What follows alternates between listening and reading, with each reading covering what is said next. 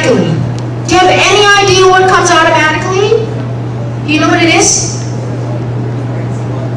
No. We become less selfish. We start thinking about what the other people are all about, and we start to care a lot more. And I feel that in order to find your best self, you have to lose it. Okay? We need to be less selfish. We need to look outside ourselves and realize that it's not just us, it's the people around us, and that they will help us find ourselves. So, Edon, tanong ko, are you ready to be passionate about people? Yes? Yes. Kasi sa inyo lahat, kayo, marami dito anak ng seafarers, asawa ng seafarers. Ang hirap, nalaman natin from the past day, ang hirap maging seafarer. But because your seafarer fathers, your seafarer husbands, your seafarer wives have a passion for you. And that's why they're doing that.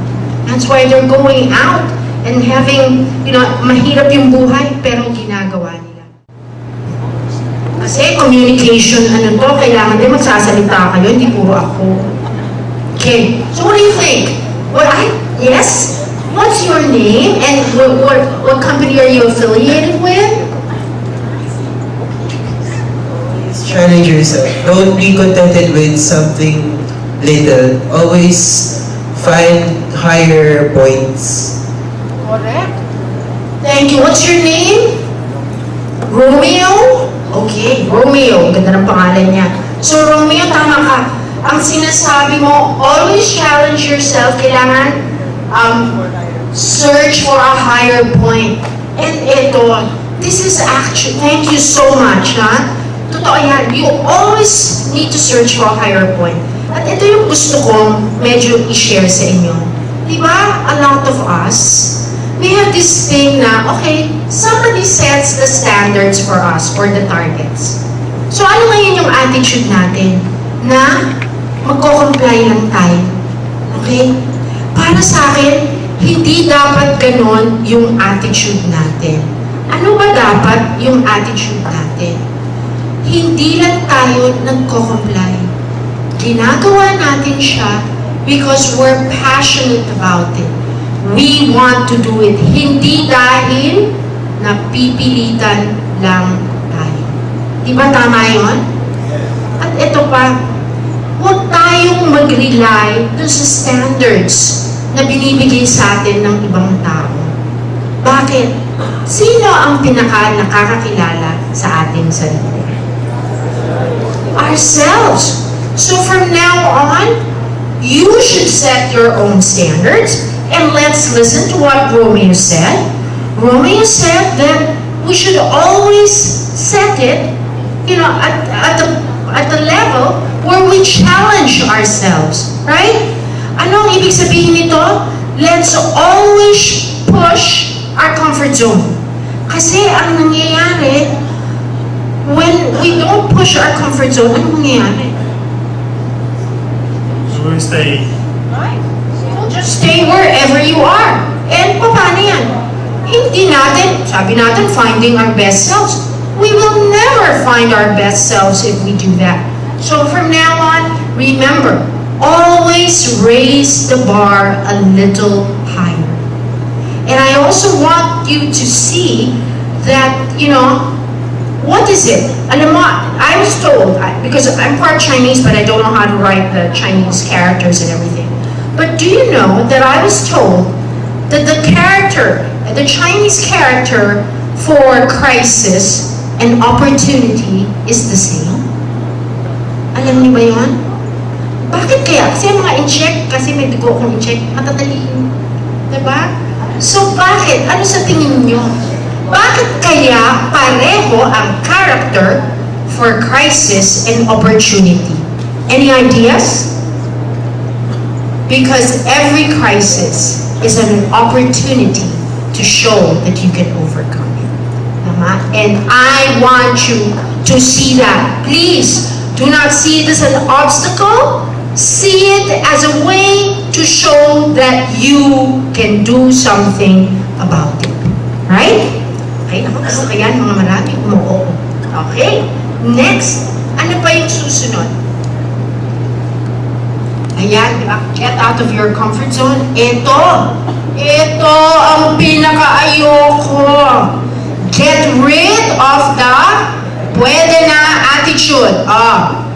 Yung totoo lang, sino ang guilty sa ganito? Yung totoo, konti lang pala ang honest sa audience na to. Hindi, laki lang. Okay. Hindi. Pero, di ba? This is the biggest obstacle to doing excellent work. Ano ba itong pwede na attitude? Oo, that's right. What's your name? Patricia. So, what do you think? What is this pwede na attitude? Content. And sometimes we're content kasi, okay lang, di ba? Ganun lang. Walang effort, okay? At eto pa, alam mo, ang ayoko dito sa pwede na attitude, ito Yung, kasi medyo kamag-anak niya, yung attitude na ganito, sige, gagawin ko siya kasi mahuhuli ako. Pero pag di ako mahuhuli, okay lang na hindi ko gawin. Sino na naman ang guilty dyan? Okay? Mas maraming nag-raise ng Naku, sino ba instructor niyo sa MAAP? Biglang hahanapin.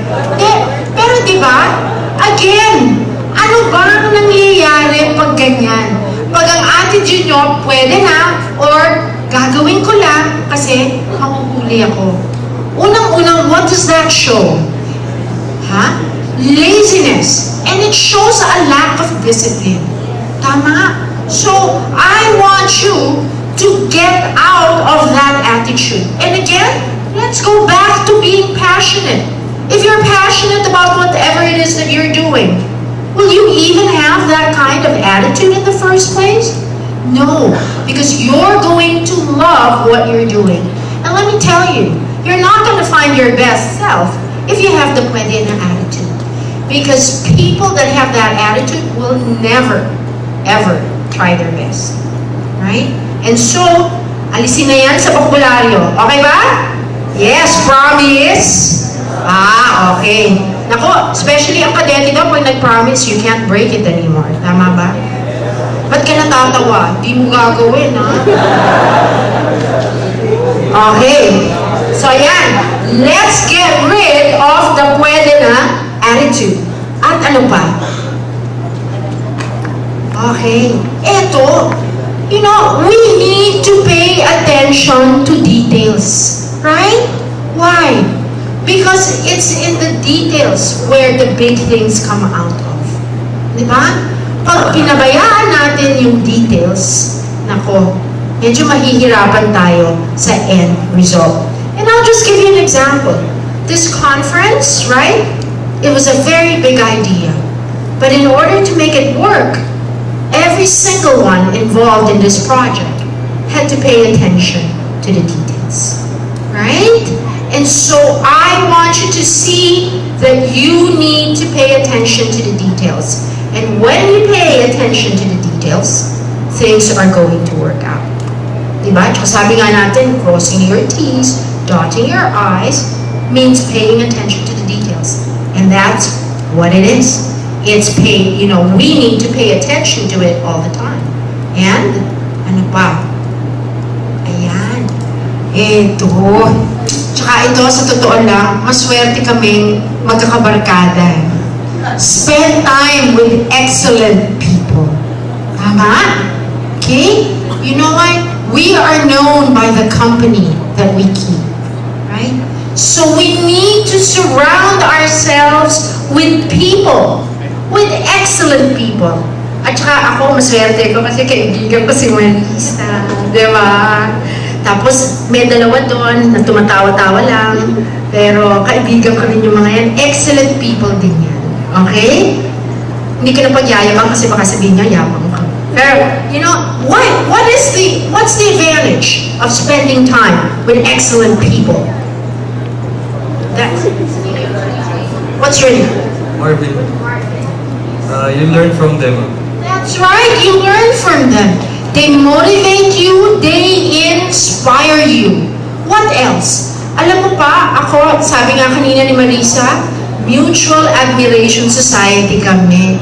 Alam nyo ba, when you're with excellent people, you get affirmed every single time. And so, ayan, kailangan nyo ma-affirm. Diba? Okay. So, yan ang being committed to excellence. Meron pa. Ito pa. Sorry. You have to be patient and realistic in finding your best self. Why? Because, first of all, finding your best self takes time. Tama ba? Hindi to magic na parang, ay, bigla na lang best self na kayo. Alam mo, hindi totoo yun. Because finding your best self means that you will have to work hard at it. Ano pa?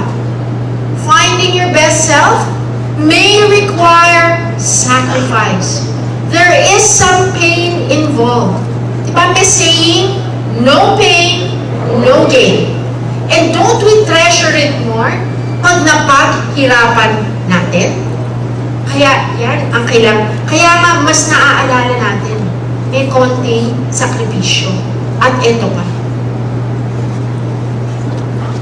Failure is a possibility at times. We have to be realistic, correct?